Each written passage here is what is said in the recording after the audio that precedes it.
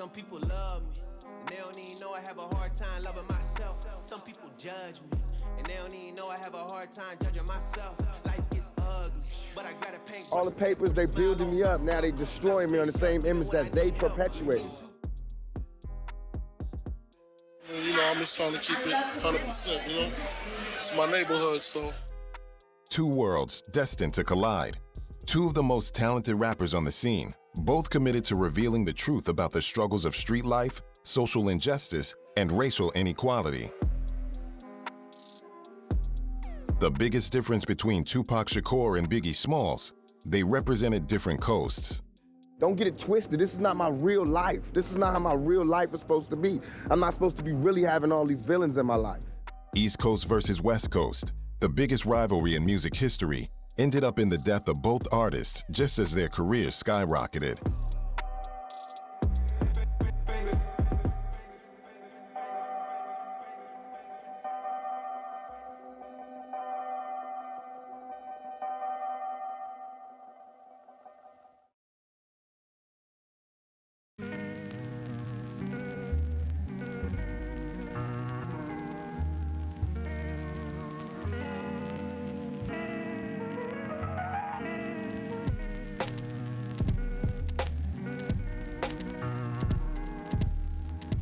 Born June 16, 1971, in the East Harlem section of Manhattan, Lassane Parish Crooks was renamed just before his first birthday after Tupac Amaru, an 18th century South African revolutionary who was executed after leading an uprising against Spanish rule. Tupac, this means the term to overcome my obstacles.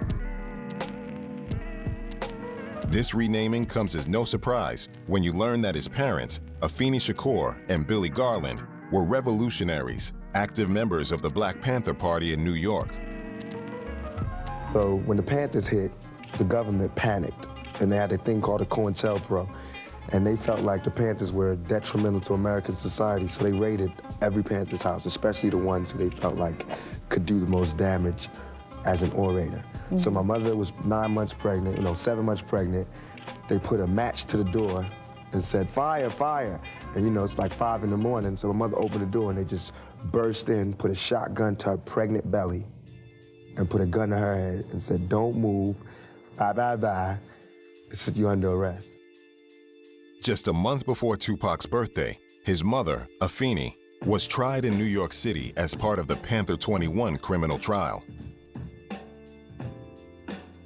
21 Black Panther members were arrested and accused of planned, coordinated bombing and long-range rifle attacks on 2 police stations and an education office in New York City. So you were right in the middle of the storm.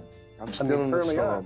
I'm still in the storm. As a matter of fact, my mother was in a book. There's a book about my mother called "Look for Me in the Whirlwind," and I like to think that's my motto. Eventually, the trial collapsed, and all 21 were acquitted of all charges. Just 1 month after his mother was freed, Tupac Shakur was born. He would go on to be a revolutionary in his own way, changing the landscape of music with the intensity of hip-hop lyrics about the harsh realities of life for so many.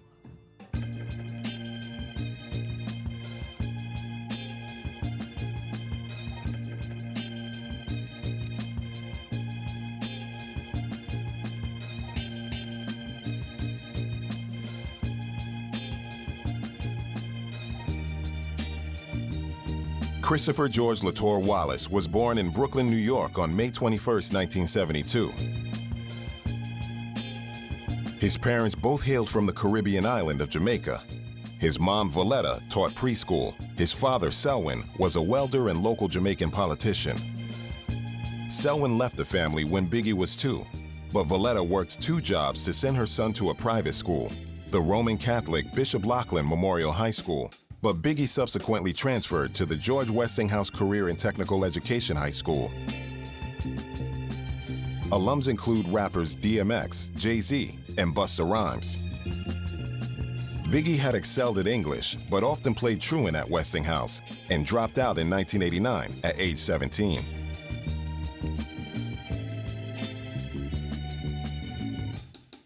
Acquiring the childhood nickname Big because of his plus-size girth, he began selling drugs at 12, working the streets near his mother's apartment on St. James Place. Valletta worked long hours and had no inkling of her son's activities. After quitting school, Biggie stepped up to drug dealing and was soon in trouble with the law. He received a 5-year probationary sentence in 1989 after being arrested on weapons possession charges. The following year, he was arrested for violating that probation. The year after that, he was charged with dealing cocaine in North Carolina and reportedly spent 9 months in jail while waiting to make bail. Taking the stage for the first time in 1984, Tupac participated in a fundraiser at the Apollo Theater for presidential candidate Jesse Jackson. I did a play at the Apollo Theater for Jesse Jackson when he was running for president. It was for his campaign. Was this always kind of an ambition of yours? Did you have the show business bug as a youngster? I mean, I caught it then, but at the time, it just seemed like the fun thing to do, because I was 13, but I caught the bug when I got on stage and all those people was clapping, so that's when I got it. But really, I just enjoy expressing myself. Anytime I can express myself, I can let some of the pain go from a childhood like mine, so that's why I enjoy the acting.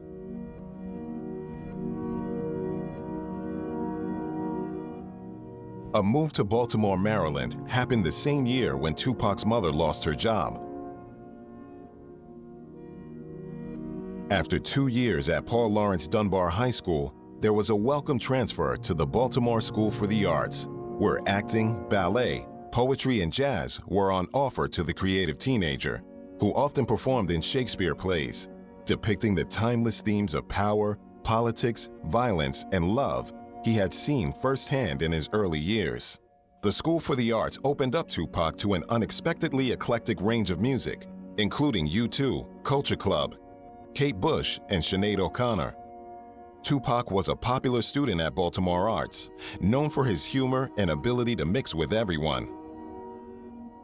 His mother moved to Marin City, California, just north of San Francisco. Tupac thought that moving away from Baltimore would leave behind a life of poverty in a neighborhood riddled with crime. But California proved to be even worse. He said that the poverty he encountered in his early years helped him relate to many people. And here, his mother, Afeni, succumbed to crack addiction.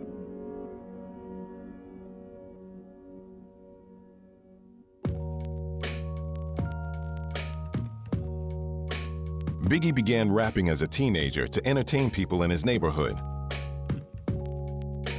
After he got out of jail, he made a demo tape as Biggie Smalls, named after a gang leader from the 1975 movie Let's Do It Again, also a nod to his childhood nickname. He had no serious plans to pursue a career in music, but the tape found its way to the Source magazine, who were so impressed that they profiled Biggie in their unsigned hype column in March 1992.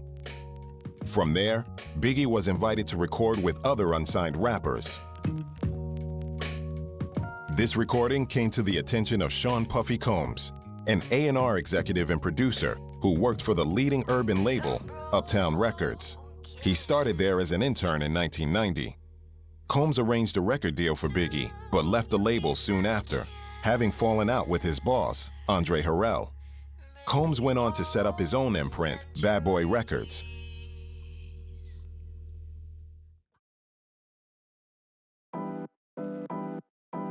In the summer of '91, a new record company, Interscope, were looking for up-and-coming hip-hop artists. In a stroke of good luck, the daughter of the millionaire who founded the company, Ted Filed, had heard Tupac's demo and loved it. So in August '91, he signed the Interscope deal. While living in Oakland, Tupac recorded his first album, Tupacalypse Now, featuring the singles Brenda's Got a Baby and Trapped. He went from being an unknown to having a platinum-selling record. The album traces the story of a young black male from start to finish. Teenage pregnancy, poverty, drugs, police brutality, but it also draws on his personal problems. Here, Brenda's got a baby, but Brenda's barely got a brain. A damn shame, the girl can hardly spell her name. That's not our problem, that's up to Brenda's family. Well, let me show you how it affects our whole community. Now, Brenda really never knew her moms, and her dad was a junkie putting death into his arms. It's sad, cause I bet Brenda doesn't even know. Just cause you're in the ghetto doesn't mean you can't grow. But oh, that's a thought, my own revelation. Do whatever it takes to resist the temptation. Brenda got herself a boyfriend. Her boyfriend was a cousin, now let's watch the joy. And she tried to hide her pregnancy. Before he had the chance to put anything out on Bad Boy, Uptown released music that Biggie recorded during his brief stint at the label, including a remix of Mary J. Blige's Real Love in August 1992 that featured a guest verse from the Notorious B.I.G. In June 1993, the label released the Notorious Big's first single as a solo artist, Party and Bullshit. With the thrill of his first record appearing on MTV, a shocking incident occurred when Tupac was severely beaten in the head. Basically, I walked across the street, 17th and Broadway. The police officer stopped me on the sidewalk and asked to see my ID. They sweated me about my name. The officers said, "You have to learn your place." They were charging me with jaywalking, so I was riffing, arguing about why would they charge me with such a petty crime. So I kept yelling, asking them to give me my citation and let me go about my business. Next thing I know, my face was being buried into the concrete and I was laying face down in the gutter, waking up from being unconscious in cuffs with blood on my face, and I'm going to jail for resisting arrest. That's harassment to me, that I have to be stopped in the middle of the street and checked, like we're in South Africa, and asked for my ID. Officer Boyvik repeatedly slammed my face into the floor while Rogers put the cuffs on me. That's not called for jaywalking. He had a $10 million lawsuit, which they said they would settle, but Tupac said that nobody cared. What people did care about was what blew up over the news. They didn't see him being beaten up for jaywalking, with his head and eye bloodied and bruised. All they wanted to see were the images of him coming out of jail in handcuffs. It was a traumatic experience, but a rite of passage for him. Pac came from a family where police had killed the people close to him. After the Oakland police had beaten him, he changed. He settled for $42,000 because he was tired of being in court, knowing that he could have gotten more money, but settling for it to be over. Often complaining that he was misunderstood, Tupac remarked, "Everything in life is not all beautiful. There is lots of killing and drugs. To me, a perfect album talks about the hard stuff and the fun and caring stuff. It seems like a lot of the sensitive stuff I write goes unnoticed."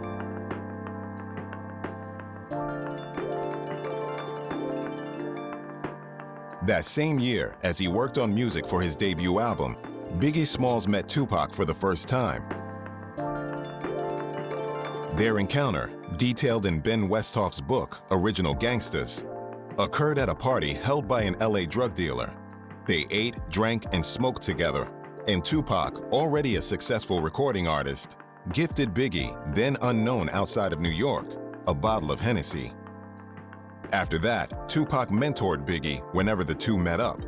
At one point, Biggie even asked if Tupac would become his manager. "Nah, stay with Puff," Tupac said. "He will make you a star." Biggie was particularly concerned about money around that time because he became a father in August to Tiana, his daughter, with high school sweetheart Jan. It has been reported that Biggie went back to drug dealing until Combs learned what he was up to and made him stop. Life changed for Tupac when he auditioned for Juice. In the movie, Tupac plays the part of Bishop, whom he describes as a psychopath, but is also just a misguided, lonely young kid. Tupac could relate to his character. He said that he just let himself go during filming. He stopped caring and worrying about what people thought. In turn, he portrayed the character to a point where he felt nothing was fake. He took everything in his life and internalized it. He said that the character of Juice helped him. It allowed him to feel trust and let him trust his instincts. Poetic Justice, the second film Tupac starred in, was where he had to really act. The character, Lucky, was caring, hardworking, and responsible, a complete reversal of his previous role as Bishop. Lucky is a responsible father, committed father, trying to deal with some pain from the past and trying to get through daily survival in South Central Los Angeles. Anytime it's a role for a young black man that deals with pain, that's my role. I'm made for that role. So Lucky, as well as the last role I did, Bishop, they both fit me perfect. The Notorious B.I.G's debut album came out on Bad Boy in September 1994, a month after Juicy, his first single for the label. The album, Ready to Die, was certified gold within 2 months, double platinum the following year, and eventually quadruple platinum. Big Papa, the second of the album's 4 singles, was nominated for a Grammy for Best Rap Solo Performance. Keep banging. Throw your hands in the air if you's a true player. I love it when you call me Big Papa. To the honeys getting money, playing niggas like dummies. I love it when you call me Big Papa. You got a gun up in your waist, please don't shoot up the place. Cause I see some ladies tonight that Ready to Die marked a resurgence in East Coast hip-hop, and Biggie was widely acclaimed for the narrative ability he displayed on the album's semi-autobiographical tales from his wayward youth.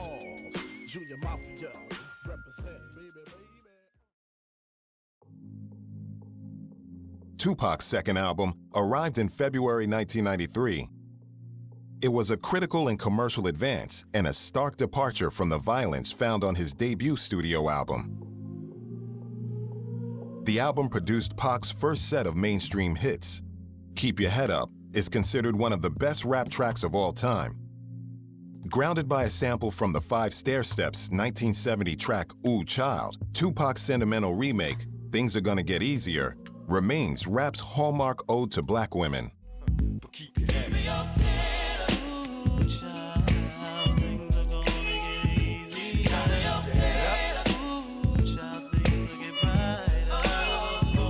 Keep your head up. Ooh, child, things are gonna get easy. Keep your head up. Ooh, child, things will get brighter. Hey yo, I remember Marvin Gaye used to sing to me. He had me feeling like black was the thing to be. And suddenly the ghetto didn't seem so tough. Many consider it one of the most profound rap songs ever made. It is often referenced by other artists in their work, building Tupac's persona as a very influential rapper with a social conscience. People love to, have mercy and sympathy for everything, from the animals to the whales to fur to everything except us, your youth. The ones who you've had given no attention to, who become adults with no compassion, you know what I mean?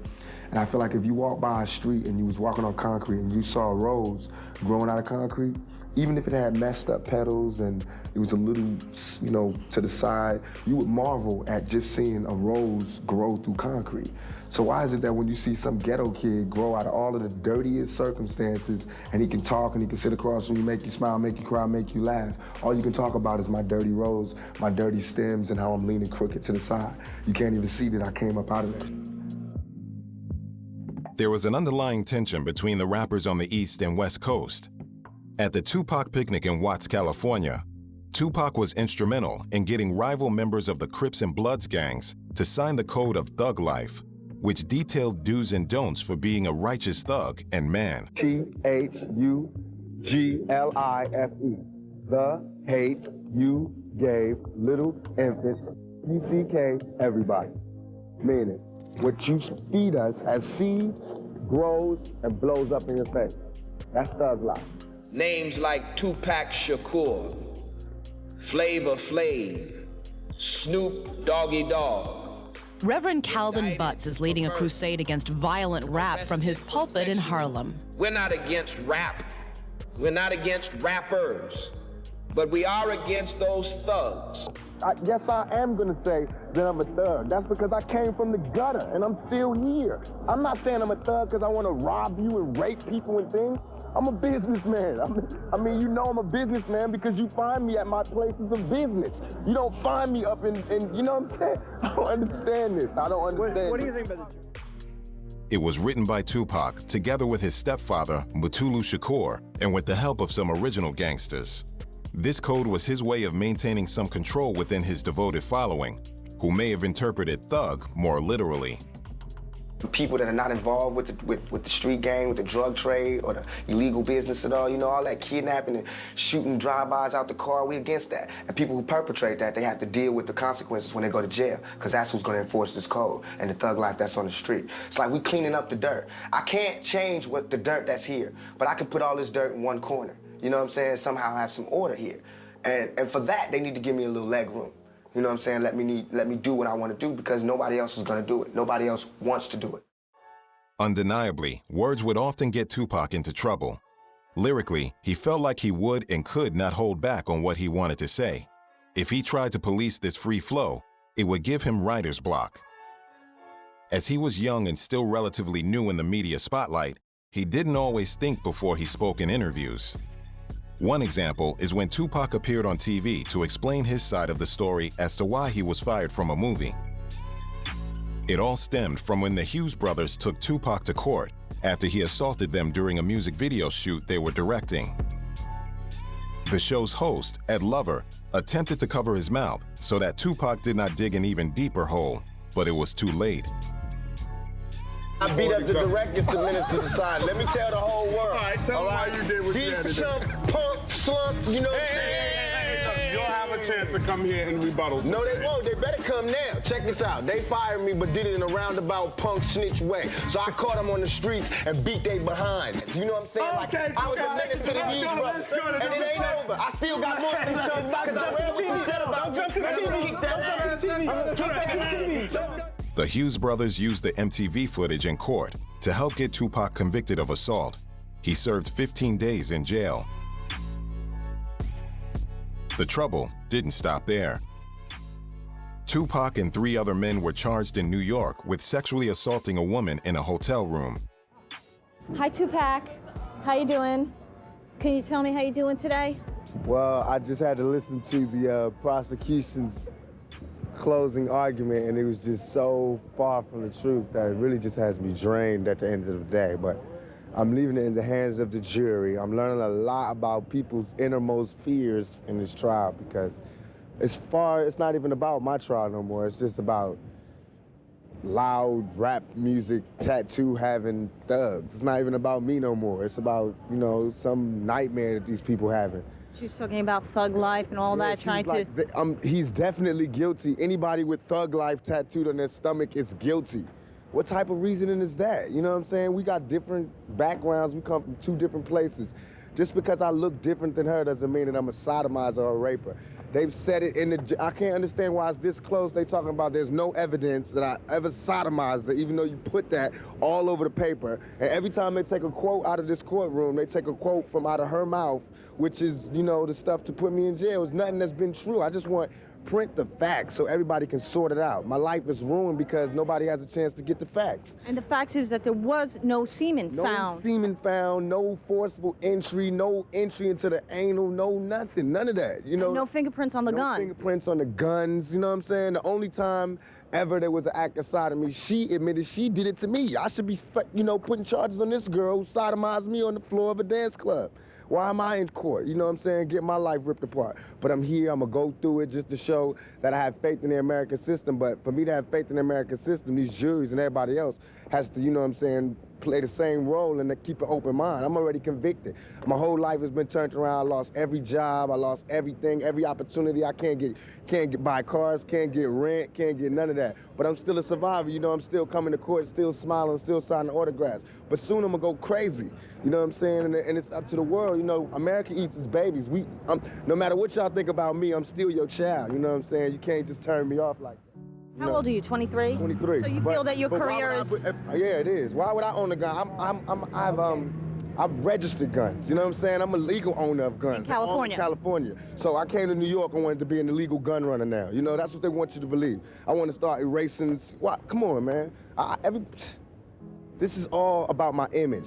Has nothing to do with me. This is all about my image. It's like MTV, all the papers, they building me up. Now they destroying me on the same image that they perpetuated. You know what I'm saying? I'm selling records. This is what I do for a living. I'm selling records. Don't get it twisted. This is not my real life. This is not how my real life is supposed to be. I'm not supposed to be really having all these villains in my life. He was released on $50,000 bail, but on the night of November 30th, 1994, the day before the verdict in the trial was to be announced, Tupac was shot 5 times, twice in the head, twice in the groin area, and the most severe wound, a gunshot through his hand, hitting an artery in his thigh. Shakur was apparently attacked by robbers as he and 3 other men arrived at a New York City recording studio early this morning. A man identified as Shakur's manager was also wounded. Shakur and his road manager are currently on trial on sex abuse charges. Checking himself out of Bellevue Hospital against doctor's orders, Tupac claimed he did not feel safe there. It was his time to leave. Unsolicited phone calls fueled his paranoia, and he couldn't sleep. Tupac felt like a prisoner to fame, and even said he wanted to die at this point. Shakur was found guilty of sexually abusing a woman last November in a New York hotel room. The jury acquitted him of more serious charges, sodomy and illegal carrying a weapon. Shakur, who was shot 5 times Wednesday during an apparent robbery attempt, was not in the courtroom when the verdict was read. He was attacked while entering the lobby of Quad Recording Studios in Manhattan and robbed by 2 armed men in army fatigues. He would later accuse fellow recording artists Sean Combs, Andre Harrell, and Biggie Smalls, whom he saw after the shooting, of setting him up. Also suspected of being involved in the attack was his close friend and associate, Randy Stretch Walker. In his defense, Biggie said they were in the recording studio and did not know Tupac would be there.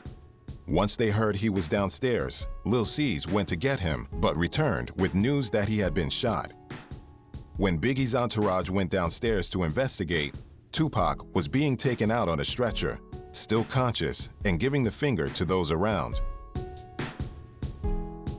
He survived the attack, but believed Biggie might have something to do with it, even though they did make it downstairs to see him after the incident.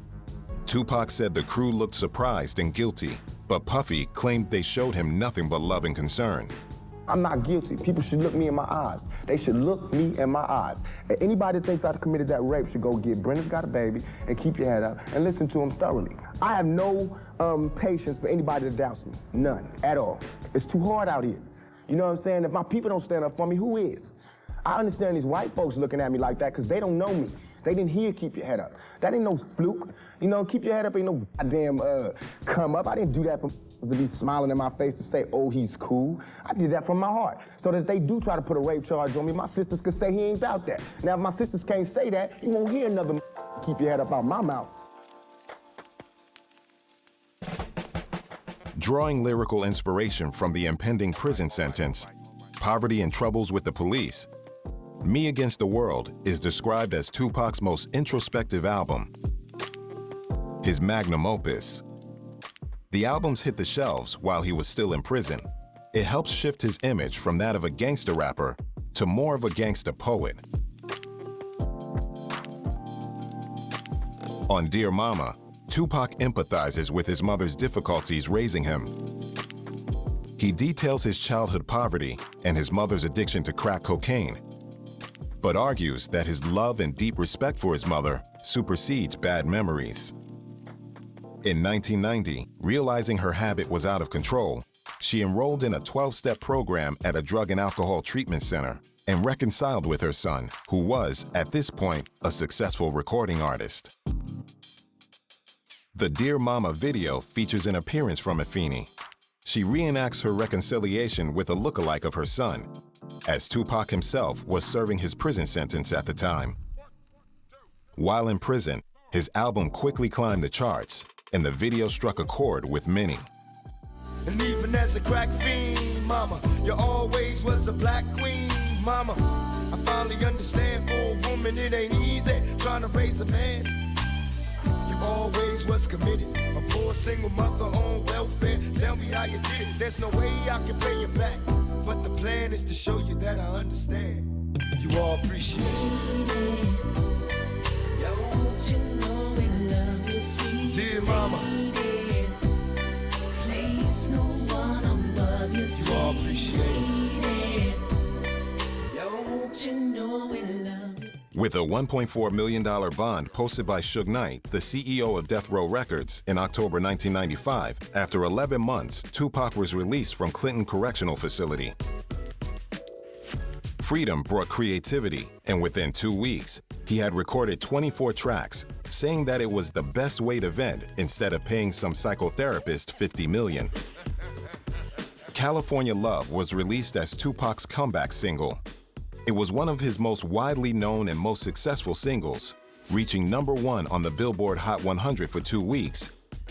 His release from prison seemed almost like a rebirth for Tupac's creativity. Up to that point, he'd mostly been an insular artist, with ideas and thoughts aimed in specific directions. California Love gave him the stellar widescreen treatment that the Notorious B.I.G. would get later. It was just a glimpse of what he might achieve as a rap superstar. Out on bail, fresh out of jail, California dreaming. Soon as I step on the scene, I'm hearing hoochie screaming, fiending for money and alcohol, the life of a West Side player with cowards die in a strong ball. Only in Cali will we riot, not rally to live and die. In LA we wear chucks, not valleys. Yeah, that's right. Dressed in loafs and khaki suits and ride is what we do. Flossing but have caution, we collide with other crews, famous because we throw drams. Worldwide, let them recognize from Long Beach to Rosecrans, bumping and grinding like a slow jam. It's West Side, so you know the road will bow down to no man. With Suge Knight of Death Row Records being one of the most powerful, feared men in the music industry and a central figure in gangster rap's catapult to massive commercialization, Tupac's new contract wasn't just about music. It also marked his acceptance into Suge's powerful group, known to have strong gang affiliation.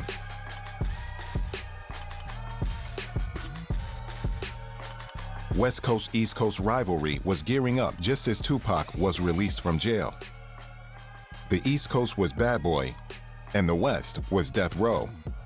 As with everything, business profit in terms of sales mattered, and so the popularity of the artists and how many records they sold were key.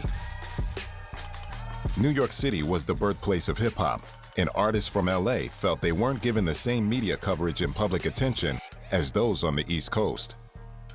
But for Tupac, it was more personal than this. Being from the East Coast, Tupac's allegiance was there, and he was not pleased with East Coast rappers like Diddy and Biggie wanted to dirty up everything he had worked for. So he turned up the heat with music videos satiring the ongoing feud. Now he was involved with Suge Knight and Death Row, and the situation became a completely other thing. A war with blood split and threats made. It started at the Source Awards in New York. Knight flew in many people from Death Row. They got booed when they were coming up for their awards. Suge Knight's famous remarks that night became the first real shots in a deadly battle. I'd like to tell Tupac, keep his guards up. We ride with him.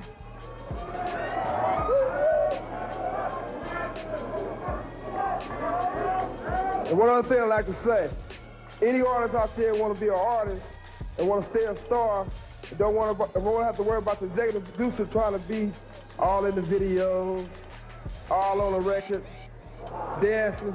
Come to Death Row.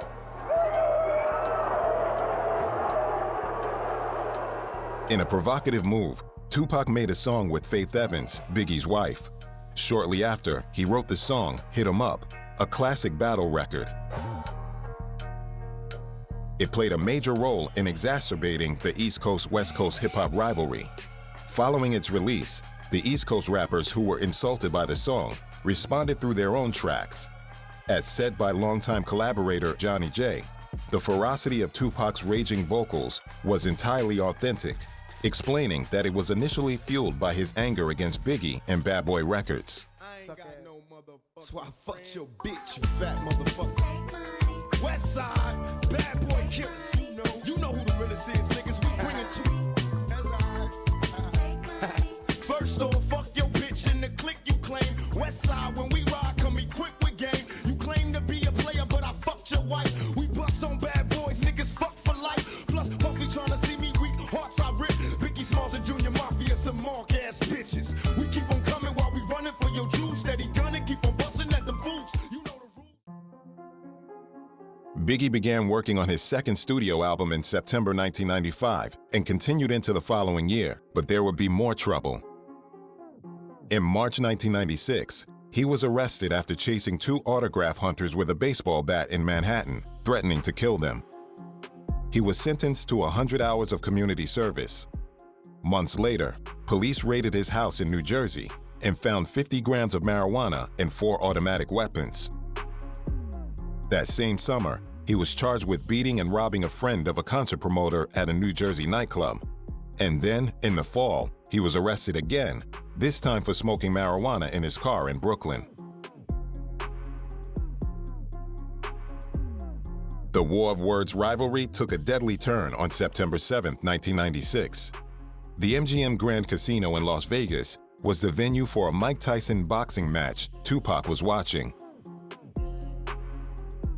On the way out in the casino lobby, Tupac and his bodyguards got into a fight with Orlando Anderson, a member of the New York Crips, which would have deadly repercussions.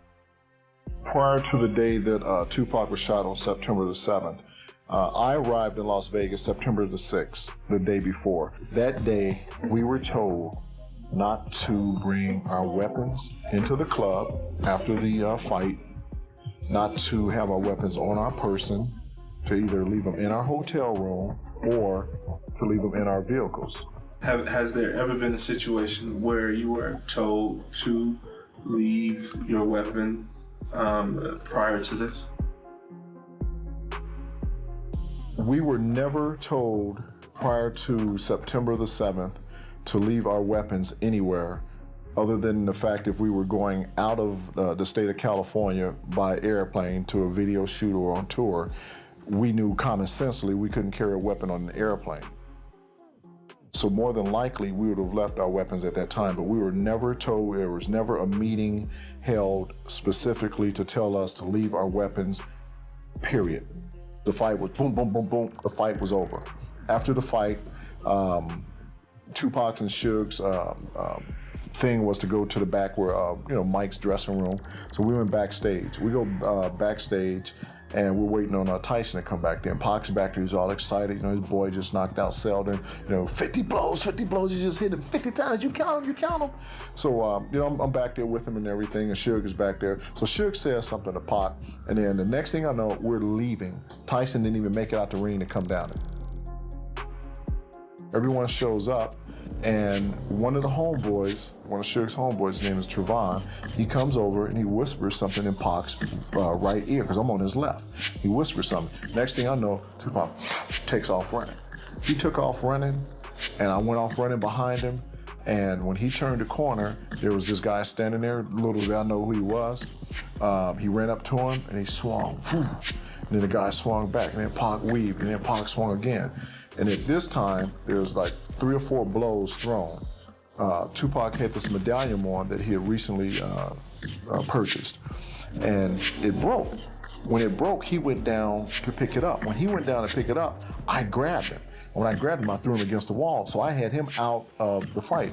At this time, everyone else is running up, as clearly the MGM footage shows. The guy is Orlando Anderson, now that we know who he is.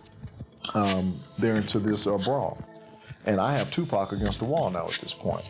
The fight ended, we had to get out of there. Little did I know, earlier, when they had left me, I had already walked all through the MGM. So everybody's taking off, going in the wrong direction. I go, no, Suge, this way, right? And then he's like, no, this way. And I go, Suge, I was just here all day, this way. So they followed. And we followed, got our way out, and we took off and walked back over to the Lexor. We get back over to the Lexor, Suge said, hey, I'm gonna go up and change. Pac was there, I'm gonna go up and change. We'll meet back down in the valet. All right, cool. We're down in the, at this time, we left his room. We're down in the valet park and we're waiting on Suge. Suge shows up. While we're down in the valet, all of the hoochies, all of the groupies, everybody that knew Tupac and Suge was, Suge, can we go to the club? Suge, Pac, can we go? Suge said, let's go. He and Pac was walking to Suge's BMW. I'm walking with them. When we get to the car, Pac turned to me and goes, yo, Frank. He pulled the keys out, he handed me the keys. He goes, drive the little homies because we're gonna be drinking tonight and you'll be able to drive us back. So I was like, what car you want me to drive? He goes, drive Cardada's car. And I didn't even know where the car was. I go, where is it? He goes, it's right there. He goes, the homies will show you where it's at. So I was like, all right. So Suge gets in his car, he and Pac, and the entourage is starting to form now. Suge takes off, I'm right behind him. I'm the bodyguard on point. Theoretically and honestly, there should have been 3 or 4 more bodyguards with us that particular time, going from there, going to Suge's house, and going back to the club that night for the after party. Later on, I found out that with security, that there was 22, about 20 to 22 security personnel for this night. Everyone was called Club 662 to set up the security and get the people rolling in over there. So all of the security was there. Michael Moore, who was with me earlier that evening, supposed to have met us at the MGM. His story to me was Al Giddens, who was the supervisor now for security at this point, Al Giddens told Michael Moore to, fuck that. You go and come to the club. And he was like, well, Tupac told me to come over to the MGM. He was like, no, we need you over here. You get over here. So Mike went over to the club. So I was the only one left with Pac. Keep in mind, my weapon was in my car. I didn't have a phone. I had no way of communication. Reggie was also over at the club. Reggie normally is Suge's bodyguard. And Reggie is always with Suge. That night, why he wasn't with Suge, only Reggie knows that.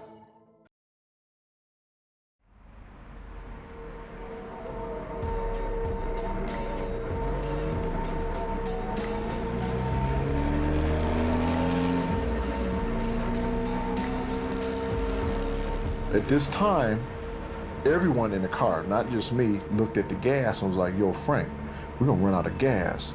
I was like, what y'all want me to do, pull over and get gas? I go, you know, if we pull over, we lost them, right? So I said, I can't pull over, I might as well take the chance and run out of gas, right? Thinking we're just gonna go to Suge's and from Suge's back to the club. But the light had been on forever at this point, on the gas light. How long were you at Suge's house? When we got to Suge's house, we were at Suge's house probably a good 30 minutes. Suge went in, he changed clothes, and they were all just BSing a little bit. When Suge finally came out, hopped in his car, when we came through the security guard that guards the homes going into Suge's place, there had to been 20, 30 cars out on the road just waiting for us to come out to follow us. We leave out of Suge's, again, we're flying 70, 80 miles an hour going back toward Las Vegas Strip. We get back on the Strip at this point, and why the car didn't run out of gas is a miracle right now to me, because it should have. We get back on the Strip, we're proceeding to go down the Strip. It's a fight night, the fight's over. The Strip is jam-packed, crowded. We're probably about in front of the Excalibur Hotel, which is right by Tropicana on Las Vegas Strip. Tupac and Suge was in the car in front of me, and their music was playing pretty loud because we could hear it, and there was bicycle cops. A couple of bicycle cops pulled up, and one of them went over to Suge's side and asked him, I guess, to turn down the music, I'm assuming. And then the next thing I know, Suge opens the door, steps out of the car. He and a cop walks to the back of the car, and he opens up the trunk. The car was brand new, didn't have a license plate on it. So he looked in the trunk, and I'm just sitting there, and I'm thinking, oh shit, I hope they don't get popped. He let him go. So now we're still in gridlock traffic. So we proceed to go down the Strip. We're going down the Strip. Pac and Suge are up there doing their thing, talking. Myself and Outlaws were in there, listening to their music. We get to Flamingo off of Las Vegas Strip. We got to turn right. We make a right off of the Strip. The next light is Koval. Little did we know that anything was about to happen.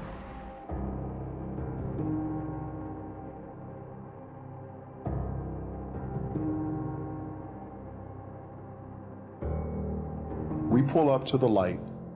I am the second car. Actually, I'm the third car. One of Suge's homeboys was in front of Suge, which never, ever, ever happened with anyone being in front of Suge. Then another one of his homeboys, Trevon, was to the left of Suge, which would have been to his side of the car. So you got Trevon to the left, you have K-Dove in the front, and you have me in the back. And we're sitting at this light. It's September, it's hot, sticky, and we're all just sitting there pretty much just vegging out, waiting on the light to change. Then all of a sudden, I noticed this white Cadillac. Cadillac pulls up, and it was not like a thought of mine that something was about to happen, because in the entourage, as we're proceeding to go to Club 662, people are, women are like, yo, Pac, Suge, and can we go? You know, groupies and things like that. So it was not anything out of the ordinary for this car to be pulling up, thinking that something's gonna happen. And as soon as the car pulled up, my head turned back and I'm looking and I'm watching the car. Malcolm, who is sitting in the seat behind Yak Fula was in a passenger seat with me up in the front. And Kay Castro, was directly behind me. Before the Cadillac pulled up, we're all just vegging. They're looking out toward the right. Cadillac pulls up, we notice it. And then all of a sudden, this arm comes out. And the arm comes out. And he just started firing immediately. And I'm like, oh my God. And all you see and all you hear is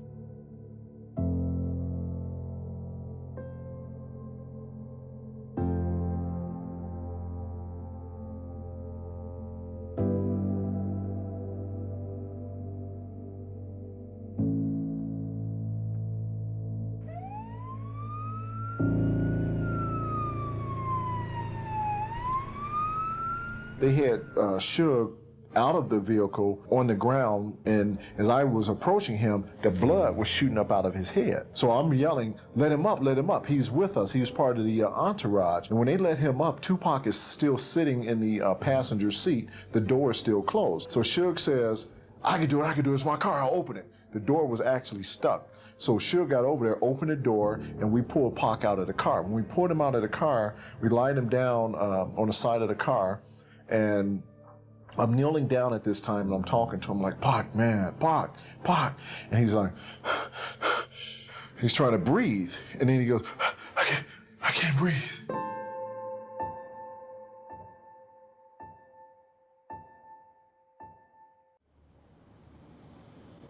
Las Vegas police never arrested anyone in connection with the cold-blooded murder, even failing to follow up with Yaki Gaddafi, a member of Tupac's entourage who was there that evening and claimed he could identify the assailant.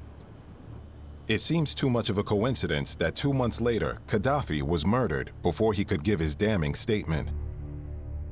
One theory comes from Russell Poole, a former LAPD detective. He believes that Suge Knight set up Tupac's murder. This might seem unlikely, considering Knight was hit in the shooting, but Detective Poole thinks he had his own motives for the contract killing. Apparently, Knight owed Tupac a lot of money. Some accounts point up to $10 million. Tupac's mother, Afeni Shakur, backs up the theory as she sued Death Row Records in 1997 for mishandling her son's funds and withholding millions of dollars from Tupac. Seemingly more proof for this theory comes by way of the fact that Tupac intended to leave Death Row Records. Firing his lawyer at the time, David Kenner, who, in addition to being Suge Knight's lawyer, also wrote up Tupac's agreement with Death Row Records. A week after the lawyer was fired, Knight invited Tupac to the fateful boxing match.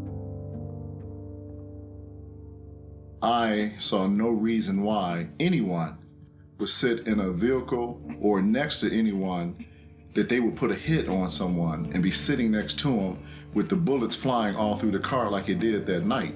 Suge was a target as well as Tupac was. I stick by that. I said that in my book.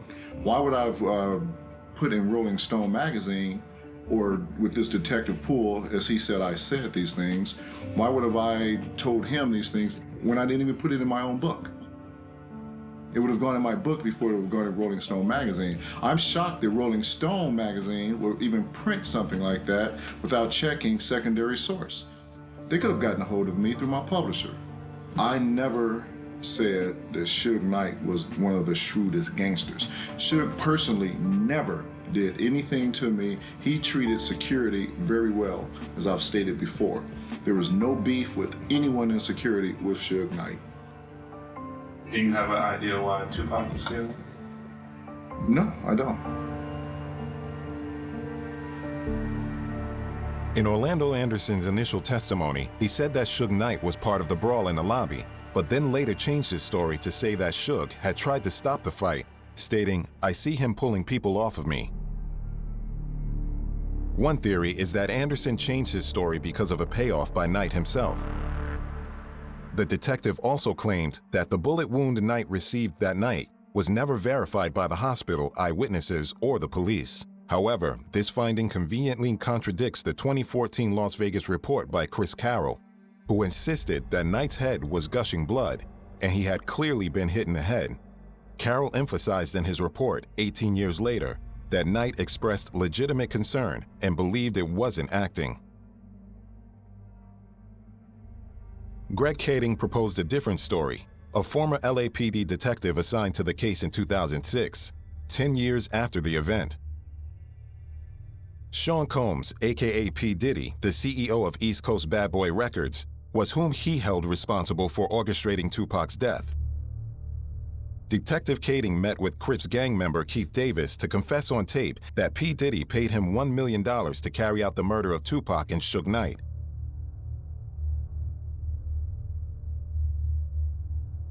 He also said that Orlando Anderson, who was in fact Davis's nephew, was the one who pulled the trigger. He also admitted to being in Anderson's car at the time of the murder. To quote Davis, "Orlando rolled down the window and popped him. If they would have driven on my side, I would have popped them." Davis said that the motive for Diddy was fear and paranoia that Suge Knight would strike first. He also said that Tupac was only included in the hit because P. Diddy was furious about his diss track, Hit 'Em Up. Because of the shooting in 1994 and the aftermath, Tupac repeatedly stated that he suspected Diddy to be the perpetrator of the incident.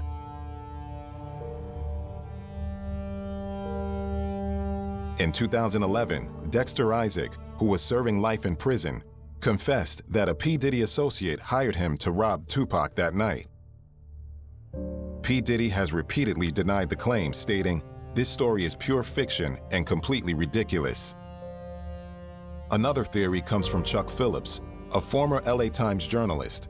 He believed that Orlando Anderson, Biggie Smalls, and the Southside Crips gang were responsible for the murder. The LA Times investigated the murder for over a year and came up with the following findings. The Crips retaliated against the beating of Anderson by shooting Tupac. Anderson was the shooter. Biggie Smalls paid $1 million for the supplied gun and murder of Tupac. Biggie's motive for wanting Tupac dead, his year-long feud, was well documented. His claim in Hit 'Em Up that he had slept with Faith Evans, Biggie's wife, was reason enough. According to the investigative journalist, Biggie nor anyone who was affiliated with him was not questioned by the police. On March 9, 1997, less than 6 months after Tupac's murder, Biggie was shot and killed. Biggie was leaving a party in Los Angeles after the Soul Train Awards. He was sitting in an SUV when another vehicle pulled up next to his and shot him. The shooter, who fired at Biggie at least 5 times, fled the scene.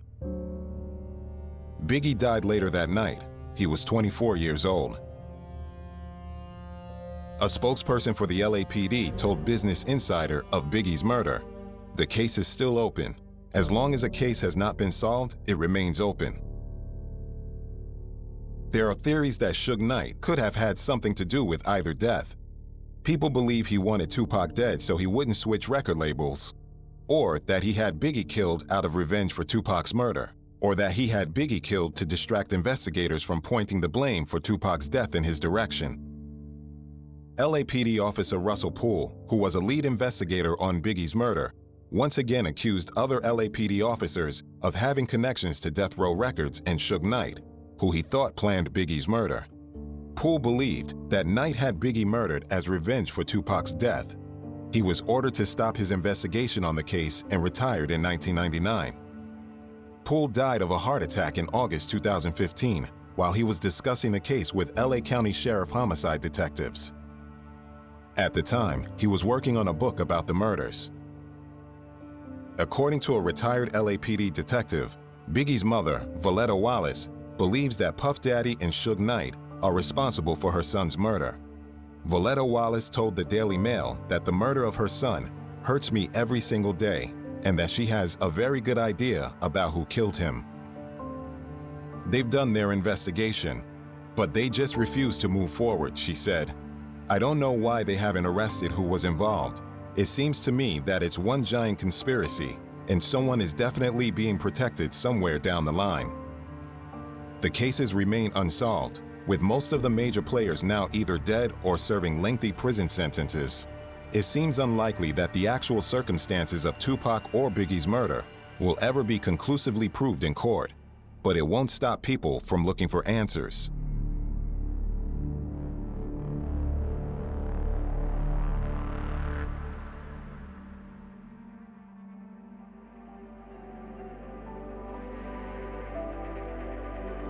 Biggie's shocking fate spelt the end of the East Coast-West Coast rap feud. Two of the greatest rappers to ever pick up a microphone were dead and gone. Hip-hop's reputation had been dragged through the gutter. Nobody had any appetite for more.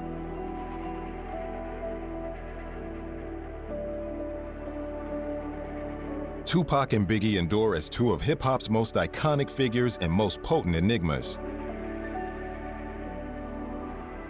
No other artists better illuminate hip-hop's fault lines between regional pride and mainstream success and the struggle to transcend and elevate beyond humble origins while honoring the streets that raised them.